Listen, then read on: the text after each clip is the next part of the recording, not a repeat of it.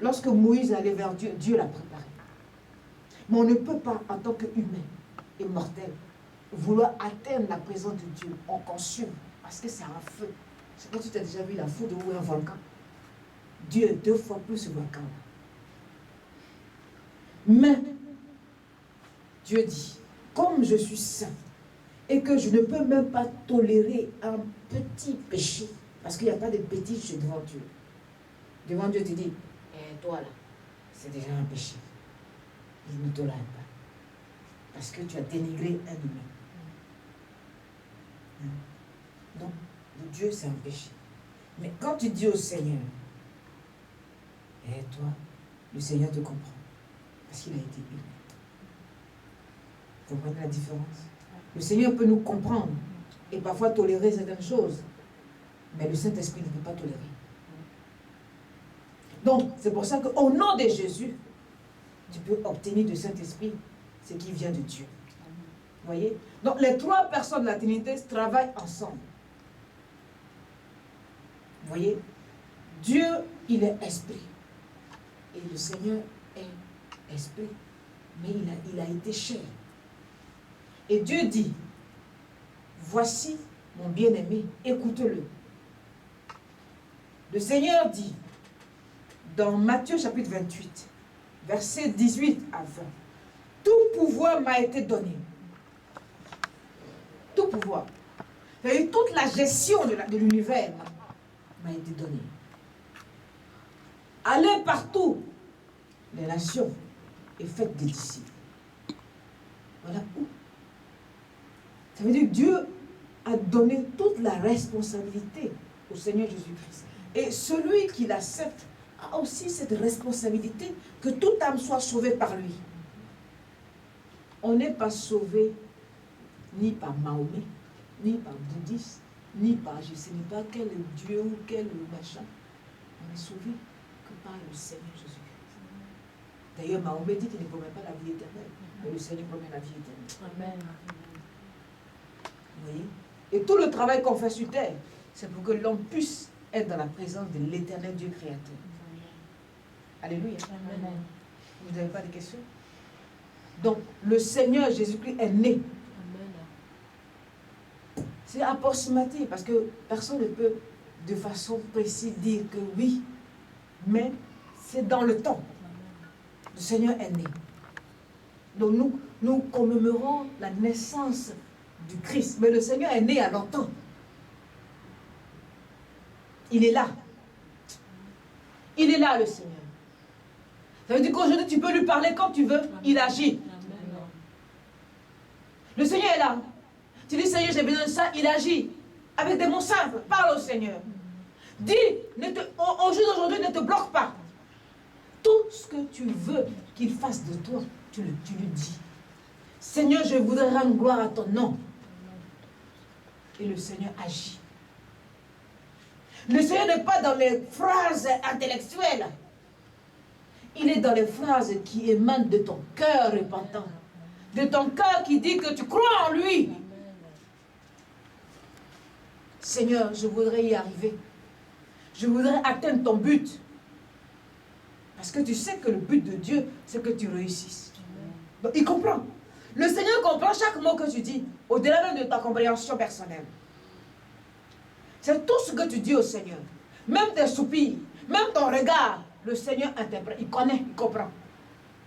La Bible dit que Agar était avec Ismaël. Ismaël avait 17 ans.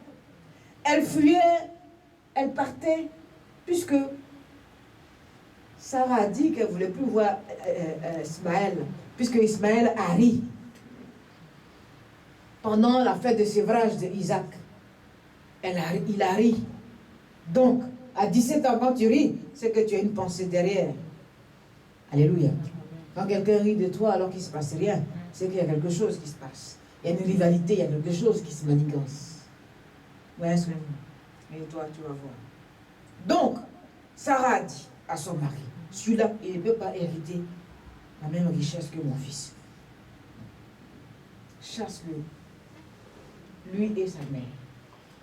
Abraham n'était pas content. Mais Dieu a dit, obéis.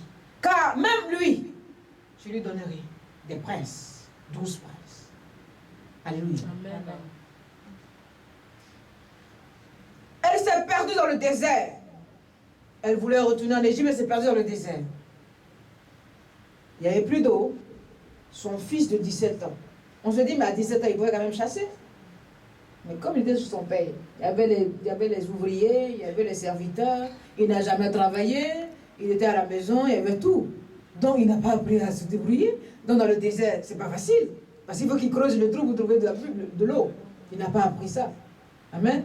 Parfois, les choses que les parents vous font faire, c'est difficile. Ils vous apprennent la vie. Ils vous apprennent comment vous débrouiller à leur absence. Parfois, c'est important. Ismaël n'avait pas appris à se débrouiller ces choses pareilles. Donc, dans le désert, il était là, il se laissait mourir de soif. Et sa mère l'a déposé là. Et sa mère dit, je vais regarder mon fils mourir. Donc, elle était en face de son fils, elle le regardait mourir. Et puis, le Seigneur a parlé du ciel. Le Seigneur a dit, prends-le dans ta main. Prends-le dans ta main. Vous voyez? Aime-le. Un père ou une mère ne peut pas abandonner son enfant. Pas possible. Elle aurait pu le garder dans sa main et le voir mourir dans sa main. Mais elle l'a jeté loin. Elle le regarde de loin. J'ai dit non, prends-le dans ta main. Et le Seigneur, quand elle a pris l'enfant dans ses bras, alors le Seigneur lui a ouvert les yeux. Vous voyez? Parfois, quand la mère déteste son propre enfant, parfois ça peut bloquer les choses dans sa propre vie à elle-même. Parce que c'est l'enfant qui sort de son ventre que Dieu lui a donné en dépôt. Il n'est que le tuteur spirituel de l'enfant. Il doit s'en occuper. Lorsque Agar a pris l'enfant dans ses bras, Dieu a ouvert ses yeux. Elle a vu le puits. Pourtant, avant, elle ne voyait pas de puits. Mais dès qu'elle a commencé à sentir la présence de son propre fils, qu'elle avait mis de côté pour le regarder mourir, et que l'ange a dit, prends-le dans tes bras. Et dès qu'elle a pris l'enfant dans ses bras, Dieu lui a ouvert les yeux.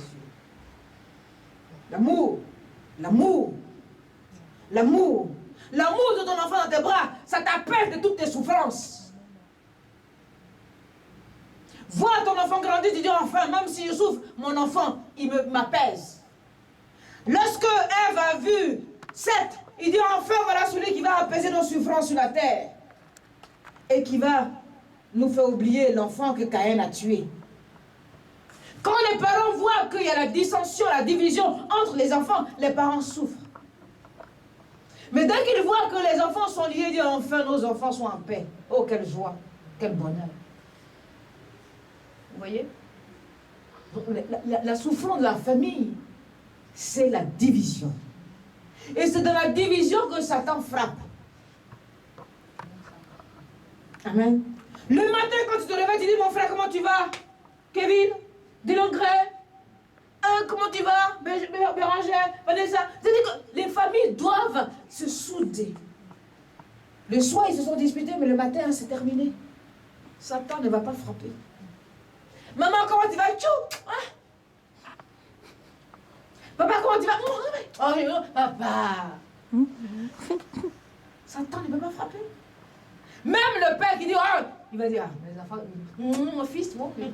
Il est quand même content, mais il joue au Dieu parce qu'il est père. L'amour apaise les chagrins, les déceptions. Aimer. Aimer. Aimer, c'est simple comme mot. C'est comme ça, l'amour est simple. Aimer ne veut pas dire couvrir. Aimer aussi peut dire dévoiler. Dire la vérité. On aime parce qu'on dit la vérité à la personne. On n'aime pas parce qu'on couvre. Parce que la fidélité de couvrir, c'est laisser la personne se faire du mal. Alléluia. Bien-aimé de Dieu, la famille. Dieu est un. Si tu crois en lui, tu dois aimer d'abord ta famille. Parce que lui, il est né au sein d'une famille. Alléluia. Il est né au sein d'une famille. Si tu veux réussir, il faut avoir de la compassion d'abord pour ta propre famille.